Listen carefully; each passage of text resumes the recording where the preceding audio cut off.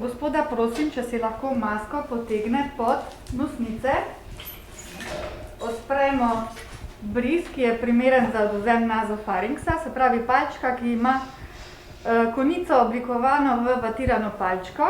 Pomembno je, da palčko potisnemo nežno skozi nosnice do stene farinksa. Ko dosežemo steno farinksa, vemo takrat, ko se prikaže rdeča črta pri nosnici, takrat vemo, da smo dovolj globoko. In gremo rahlo skozi nosnice do stene farinksa. Ko dosežemo steno farinksa, palčko rahlo zavrtimo, da postrgamo epitelne celice in potegnemo navzven.